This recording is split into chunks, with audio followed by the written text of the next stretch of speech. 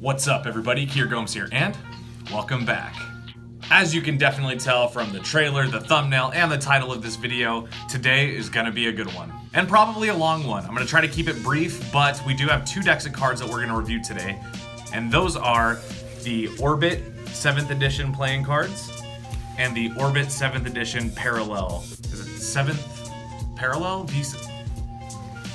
V7 Parallel Edition. What a mouthful. Now, usually I would have reviewed these decks like the second that I got them, but I needed some time to put together a concept for the trailer that you saw. Hopefully you really enjoyed it. I worked really hard on it. But also, I wanted to play with the cards so that I can give you an honest review, because let's face it, you guys deserve that much for sticking around after all this time. So before we get started, please do drop a like on this video and subscribe if you haven't already. And without further ado, let's roll that intro and get you guys on your way.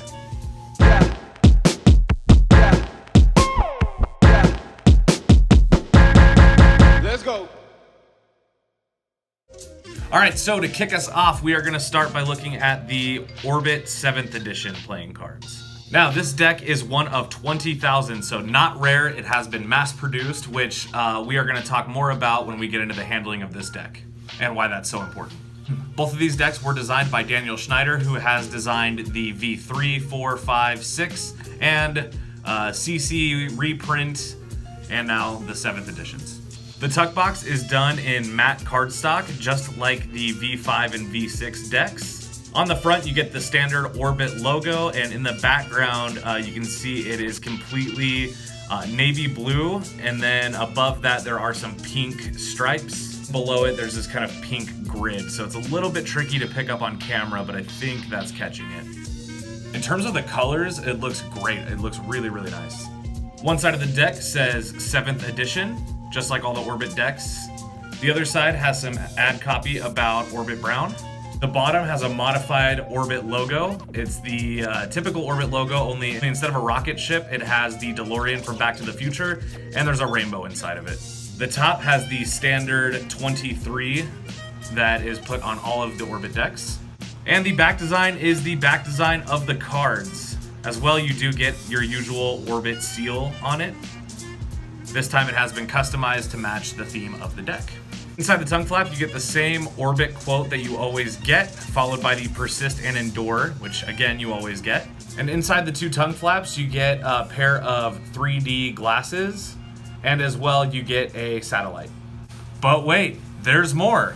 The inside of the tuck case is actually the outside of the tuck case for the Parallel Edition, and vice versa on that deck. So really, really cool. I love that idea. It's very, very neat, kind of having this inverse tuck case like that. I don't think I've ever seen that before. All right, so that's gonna do it for the tuck case. Now let's take a look at the cards. The back design of the Orbit 7th edition looks like this. It's got a very thin white border and then a very thin blue border inside of it. I don't know if you can see that. You get this kind of navy blue / indigo purple background with these pink kind of cyber grids on the inside. And then you get your Orbit logo in the middle, as you get with all Orbit decks, and the inside of it is a nice soft pink color. It has a regular border, no broken or border puncture in there, which, believe it or not, I actually found to be kind of refreshing. I think it would have looked great, don't get me wrong, to have a pink stripe breaking the border. I really, really would have enjoyed that. However, I don't think it was absolutely necessary, and I'm not sure if it matched the vision that Chris Brown had for this deck, so I support it. One other thing that I absolutely love about this deck is, to my knowledge, this is the first Orbit deck that is fully marked. So just by looking at the back of the deck, you can see what card you're about to turn over. I don't think that information has been released yet, so I'm not gonna tell you how they're marked, but what I can do is tell you that this is the 3 of clubs. This is the 6 of clubs. 5 of diamonds. 2 of spades. So very easy marking system once you get it down, and definitely can come in handy for practical Magic routines. Your Ace of Spades looks like this, very similar to the other Orbit Ace of Spades. You get this enlarged chunky spade pip, only on the inside you can see that the astronaut has a passenger with him this time around, and that is Chris Brown's dog, Dexter. And as well, this time they are looking at the planet of Saturn, not the moon or the Earth. It says persist and endure, the orbit deck. Very, very nice. You're gonna get 2 identical Jokers. It's gonna be that same astronaut on a bicycle, only again, this time he's got a passenger, and that is his dog. It says Joker at the top, and then in the corners has the 2 orbit logos. Super, super sick Jokers. I love the play on traditional rider-back Jokers. I'm a huge fan of that. And one thing that I also love is that between Chris and Daniel Schneider, they found a way to make it different from what you would normally see on an orbit deck, and to kind of level up like that I think is really important, so really nice to see that. In terms of ad cards and gaff cards, you are going to get your usual, so you're going to get a duplicate 8 of spades, and you are going to get a double backer. The faces of the cards are kind of Arco standard, but they are fully custom. So you can see the spades and clubs actually are purple instead of black, and they have the faintest and most subtle outline in pink. So it looks really, really good. Still standard, especially from far away. You can see that the hearts and diamonds have been swapped out from red to pink, which I also really enjoy. Pink is one of my favorite colors. As well, you get your standard orbit court cards. They look like the Arco courts, only they have been customized to members of Chris's family or the orbit crew. See if we can find some other court cards in here. You have Sean O as the Jack of Hearts, and you can actually see inside of his uniform on one side, you can actually see where it says Sean O, which I think is really, really cool. Just a nice little subtlety. You have Nick Stumphauser as the Jack of Clubs, as per usual. Chris Brown as the Jack of Diamonds. Holly Brown as the Queen of Diamonds. You see fully custom. I think this is the most custom orbit deck that I've seen. Some of them are still standard though. There's Chris's father as the King of Hearts. Now we do have a lot to get through, so that's pretty much going to cover us for the 7th edition.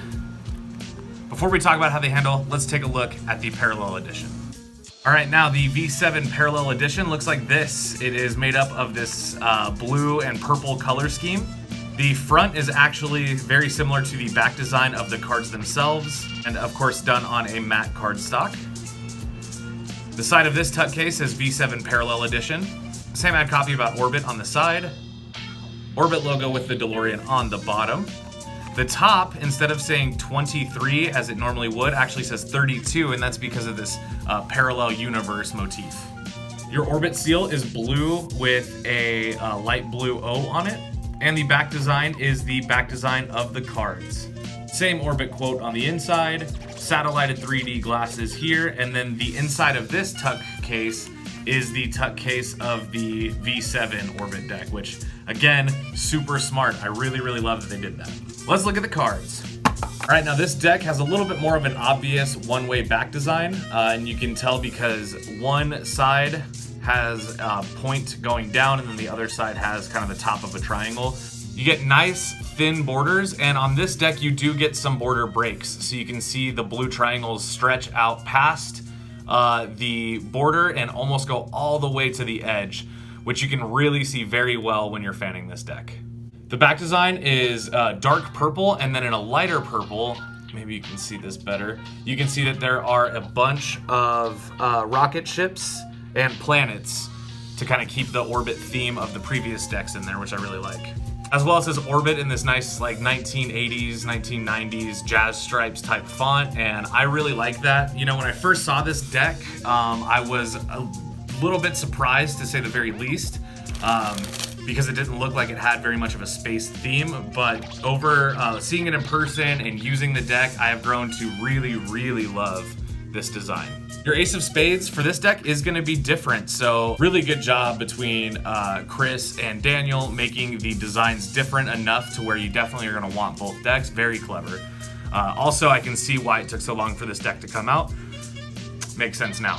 But the Ace of Spades is your enlarged spade pip, but this time it is just Dexter with a NASA space helmet on, looking at a pink and blue version of what looks like Saturn, sort of. Your jokers are going to be Dexter the dog on a bicycle, again wearing his NASA helmet. Really, really love that. You also get a duplicate 8 of spades, and this time your spades and clubs are going to be navy blue. And you get a double backer, only it is the parallel edition on one side and the 7th edition on the other side. So you can use this for like a color changing deck routine. In fact, I might teach one on this channel soon enough, so there you go. Your faces are going to be very similar to the V7 deck. Same faces on the courts. Everybody's court cards are the same, but the colors are different. So you can see the diamonds and hearts, instead of being pink, are really this lavender purple color, which I think looks really nice. You get the navy blue spades and clubs. Very nice. I really like the color scheme of this deck. The blue, purple, and indigo really, really work well together. Especially the two-tone blue. You get this like super light blue, and then you get the navy blue, which I like a lot. But they are still Arco faces, so staying consistent with typical Orbit protocol, and I like that very much. All right, so that's about it for how the cards look. We do need to talk about how they handle, but we need to do it separately because they're different. So let's do that. All right, so for the handling, we're gonna start with the 7th edition. Now, the reason why we're gonna cover the handling for both is because they were actually printed using separate printing process. So the V7 and the V7 Parallel do not feel the same. This one was printed using the web press process, which actually makes the cards a little bit looser and a little bit more dry feeling, and also prevents them from clumping up as much. So this deck I've been using for the last few weeks. You can tell it is a little bit clumpy. However, right out of the box, it definitely feels superior to sheet-fed playing cards, which is what the V7 Parallel is done on. However, these cards are on crushed premium stock, so a little bit thinner than traditional premium stock. It feels a little bit softer as well. It's not as stiff and difficult to break in. One thing that I will definitely say is the way that these cards have held up is interesting, because just like many of the Orbit decks in the past, you use them, they clump up, they start to feel a little bit sticky, and then you use them a little bit more and then they loosen up again and feel smooth again. So I don't know, I know Orbit prints on crushed premium stock, but for some reason they kind of have their own feel. And this deck does not feel like those. It doesn't feel like the typical Orbit decks. So hopefully that makes sense. But you can see that after a couple of weeks, the fan, it's a little clumpy, a little bit messy. It doesn't hold up as well. But I have, you know, in the defense of the cards, I have used them quite a bit. Even beyond just filming the B-roll, I have just done so much with these cards. So when you get them right out of the box, they feel incredible. They feel very, very nice. In fact, I would say that they are probably one of the best decks that USPCC has ever put out, and they're definitely the best handling Orbit deck. These ones and the CC 2019 first editions feel very, very similar. So really, really like the way that they feel. Let's check the snappiness on these. Ooh. These cards are definitely snappy. One thing that I really like about the crushed premium stock is that it's not super thin to the point where the cards are flimsy or too papery. It still has a lot of good structure in there. And that's really, really important for the longevity of the cards. The cards definitely spring very easily. These cards are soft. They don't come out of the box feeling stiff. They don't require a lot of breaking in, which I have grown to really, really appreciate, but also I've kind of grown to expect that from the USPCC at this point. The cards look really nice in movement, just as all Orbit decks do, mainly because you have this kind of stationary circle. So when the cards move, the circle does not move with them, which I think looks really cool. Let's see how they faro. Yep, they definitely faro from top to bottom.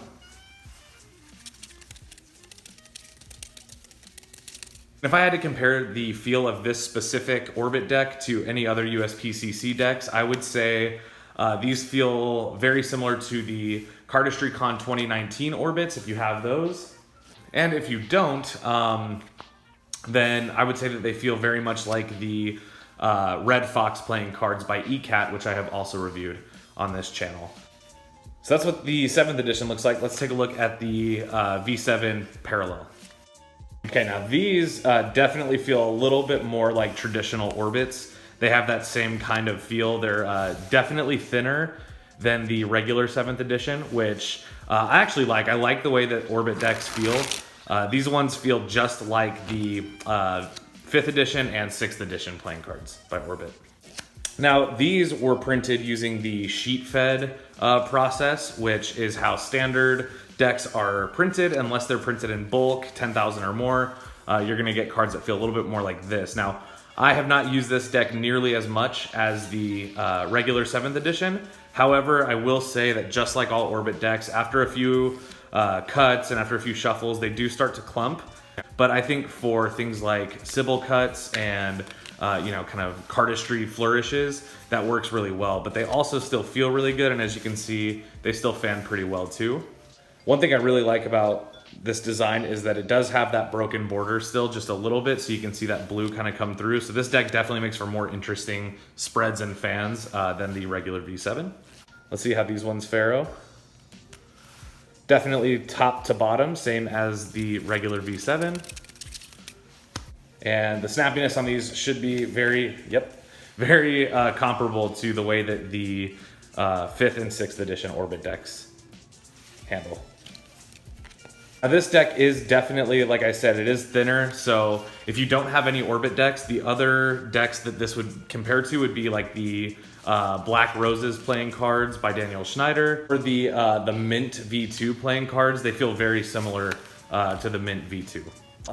Now these cards as well do clump up a little bit, like I mentioned before, which I think is okay. Again, depending on what you're doing with the card. I know that Orbit recently has been more geared towards the cardistry community, so I'm sure a lot of you can appreciate the packet cutting aspect of it. But it also makes it easier for certain magic effects, like the classic pass is a lot easier because the cards stick together a lot better. As well, things like the double lift. Ooh, almost dropped it. I really, really like this deck and the way that it feels. Feels a lot like the regular Orbit decks, and I am a huge fan. Well guys, thank you so much for watching today's episode and my review of the new Orbit playing cards, the V7 and the V7 Parallel Edition. If you're interested in picking up these cards for yourself, they are both still available at orbit.af. Or the orbitbrown.com, I think. I'll link it below. You might want to hurry because this one is one of only 5,000, so it's going to be a little bit more rare. This one, however, is one of 20,000, so there should be plenty available for you if you hurry. Please don't forget to drop a like on this video, and I hope you'll consider subscribing for more awesome content just like this. All that being said, I hope everybody has a wonderful rest of their day. I know I will. And I'll see you guys in the next one. Peace.